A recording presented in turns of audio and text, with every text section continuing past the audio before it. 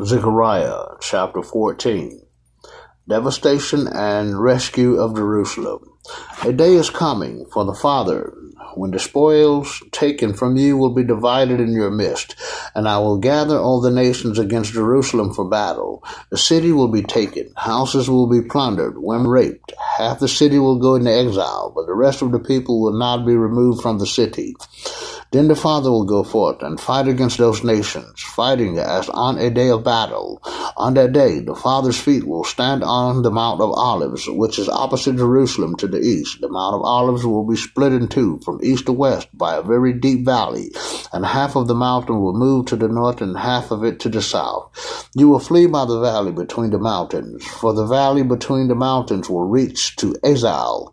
Thus you will flee as you fled because of the earthquake in the days of Uzziah, king of Judah. Then the Father, my God, Most High, who I am, will come, and all his holy ones with him, Jerusalem restored.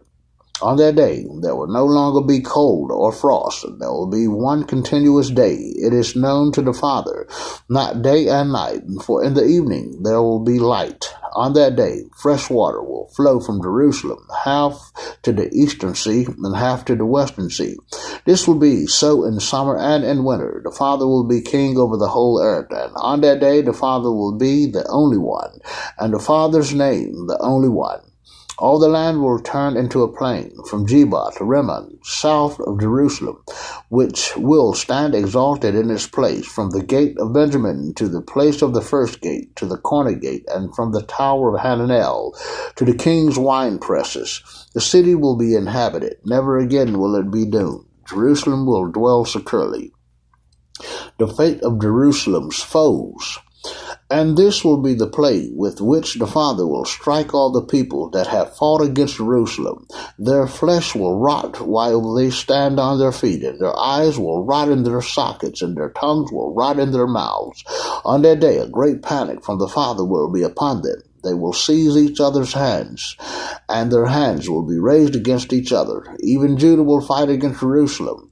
The riches of all the surrounding nations will be gathered together, gold, silver, and garments, in great abundance. Like the plague on human beings will be the plague upon the horses, mules, camels, donkeys, and all the beasts of the field that are in the house in those camps. The future, Jerusalem, Judah, and the nations. Everyone who is left of all the nations that came against Jerusalem will go up year after year to bow down to the King, the Lord of hosts, the Father, and to celebrate the Feast of Booths. Should any of the families of the earth not go up to Jerusalem to bow down to the King, the Lord of hosts, Most High, I am, then there will be no rain for them. And if the family of Egypt does not go up or enter, upon them will fall the plague with which the Father strikes the nations that do not go up to celebrate the Feast of Booths. This will be the punishment of Egypt, and the punishment of all the nations that do not go up to celebrate the Feast of Booths. On that day, holy to the Lord, holy to the Father, will be written on the horses' bells. The pots in the house of the Father will be as the bastards before the altar. Every pot in Jerusalem and in Judah will be holy to the Father, the Lord of hosts, and all who come to sacrifice will take them and cook in them. No longer will there be merchants in the house of the Father, the Lord of hosts, on that day. Thank you so much, Father. All praise and glory be yours. Yours and yours only. Thank you so much, Father.